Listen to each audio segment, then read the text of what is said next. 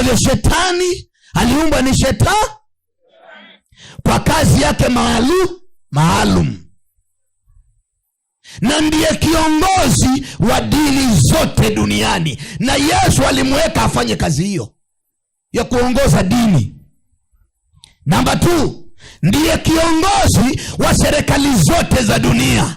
Na Yesu alimweka afanye kazi hiyo ya kutawala na kuongoza serikali za dunia. Na hakuna mwanadamu atampokonya hayo mamlaka. But today I remind all people in the world, have they seen that prophecy that education is evil? Leo watoto wao wanafundishwa ushoga na usagaji, lesbianism and inaitwaje, gayism kwa mashule. CBC ni nini? Comprehensive Sex Education. Pastor Mackenzie, he was brainwashing children. He was indoctrinating them. He was indoctrinating parents against education, against everything that pertains the development of a human being. So, yes, the church closed down, but then after he had closed in Malindi, he went to a place called the Shakahola. That is where actually many of the followers followed him there. And Shakahola is a vast forest. And because... Manake uwezi kuweka mtu fasting akiwa kwake. Unless ukawakusanya, ukawaweka mahali, ukawaingiza fasting. Na maybe hata ukawafungia ili wasiweze kuaccess chakula na maji.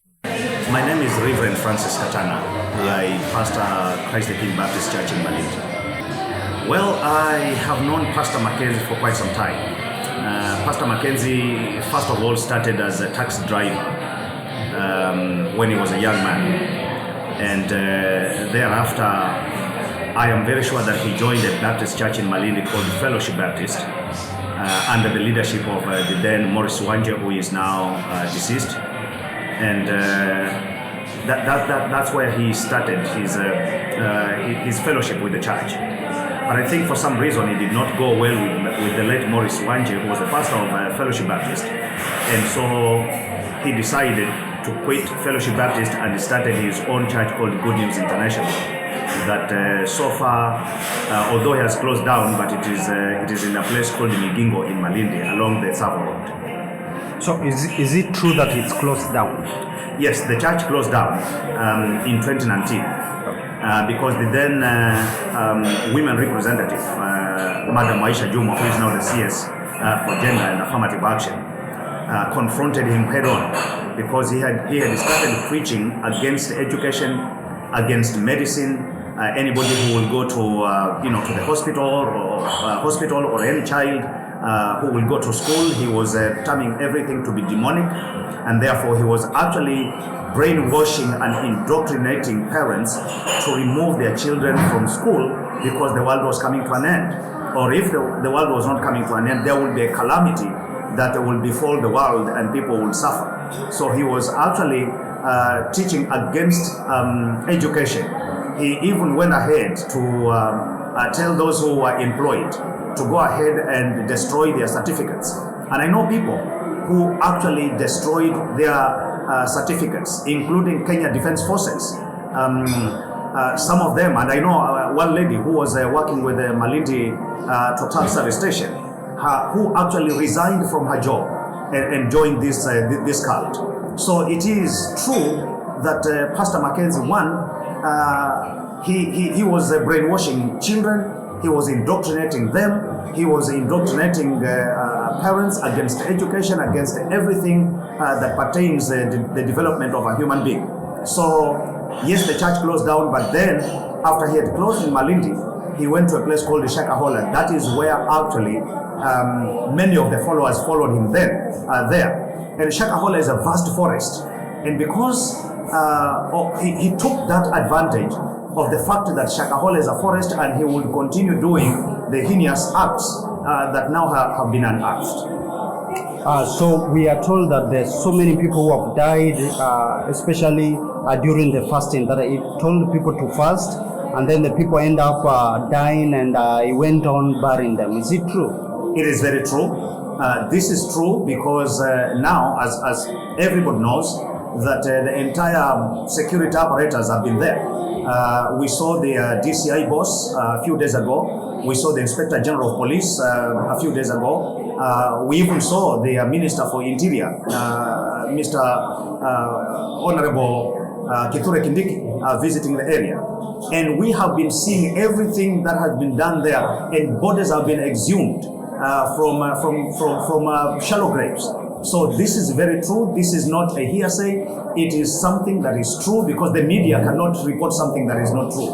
The media have been covering this, including international media houses such as the BBC, the CNN, including Al Jazeera. So it cannot be something that the media is creating. This is a true story, and as we speak, Mr. Mackenzie is in police custody, awaiting the investigations to complete and be arraigned in court. He was arraigned in court actually, but the security apparatus are asking for more time, because it is unbelievable of the damage that has been done.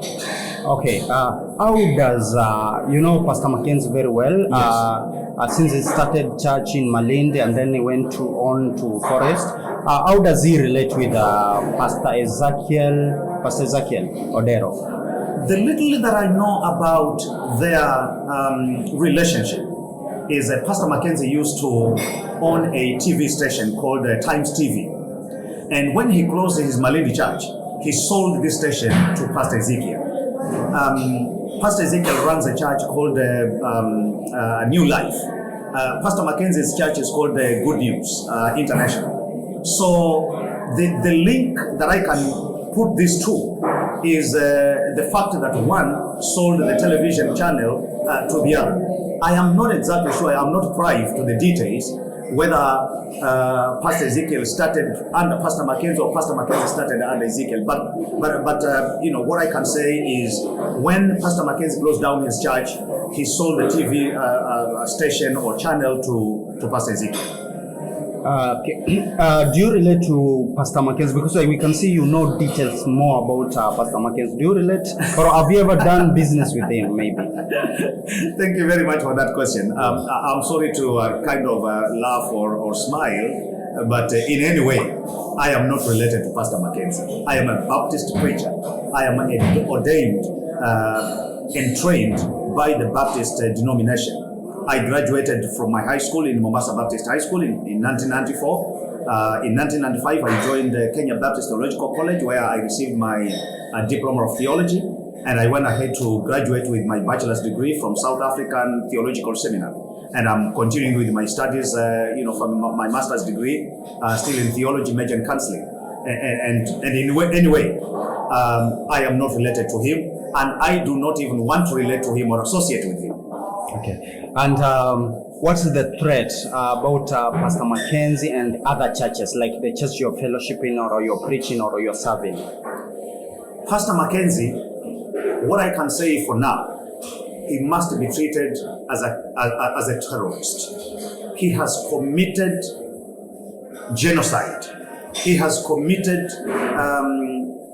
massacre. He has committed he's a threat basically to not only to my church, but he's a threat to life.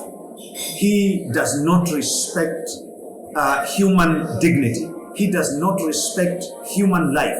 He does not respect human being.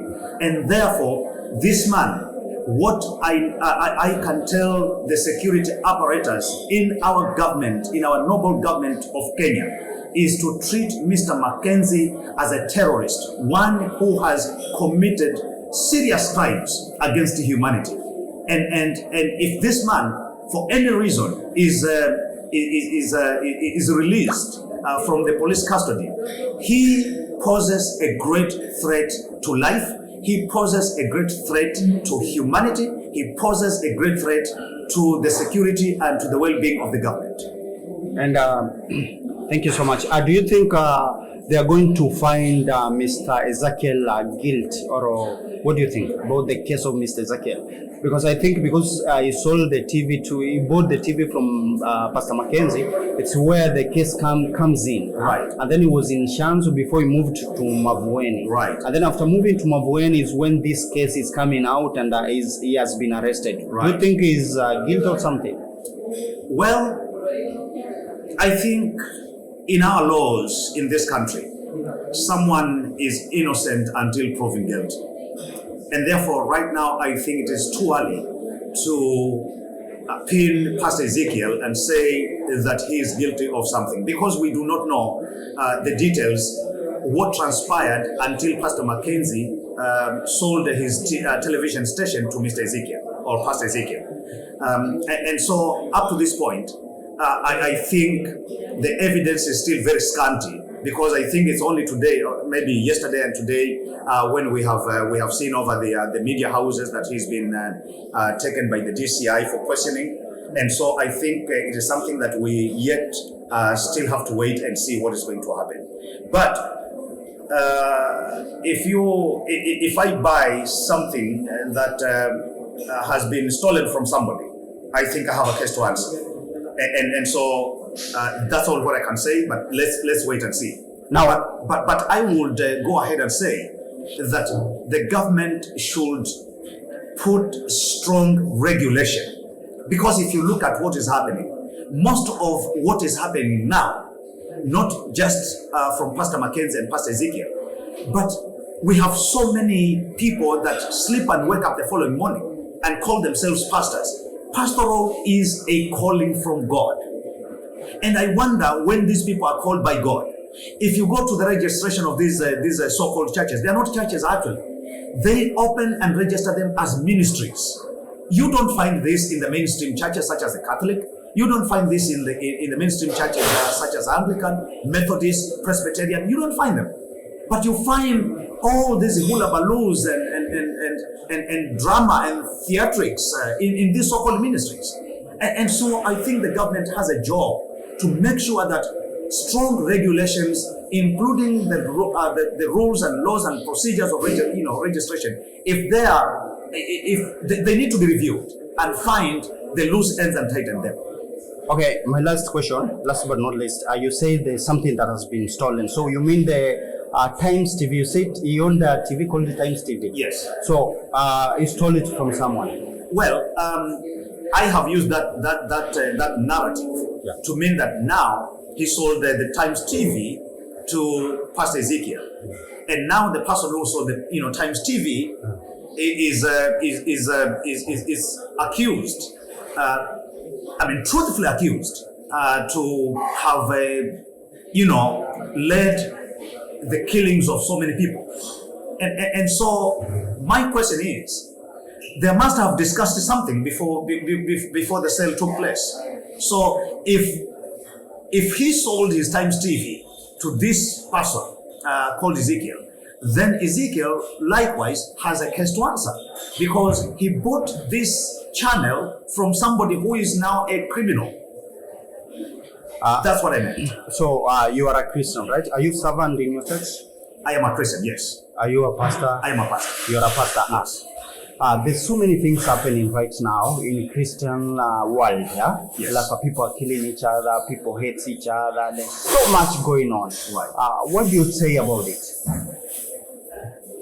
I can put it into biblical perspective, number one. Yeah.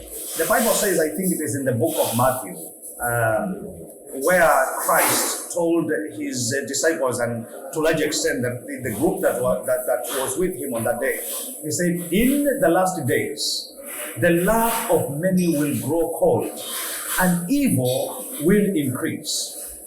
So, are we in the last days? I think what we are seeing right now, we are in the last days, no doubt. And so what is happening and what we are seeing at the moment, particularly in the church, that should not be associated with the church.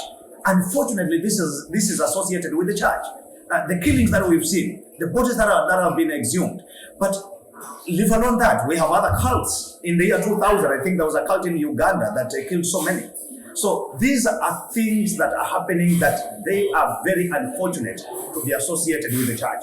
And going forward, I think as Christians, particularly as leaders, as pastors, bishops, reverends, overseers, we need to come clean and say that enough is enough and go back and preach the true gospel of Jesus Christ, as he commissioned us in Matthew chapter number 28 and verse number 19 and 20. He said, as you go, make disciples of all the nations, baptizing them in the name of the Father and of the Son and of the Holy Spirit, teaching them to observe all things that I have commanded you, and behold, I am with you till the close of age. I don't think what is happening, Jesus Christ is in there. It's totally against the gospel of Jesus Christ and the teachings of the Bible.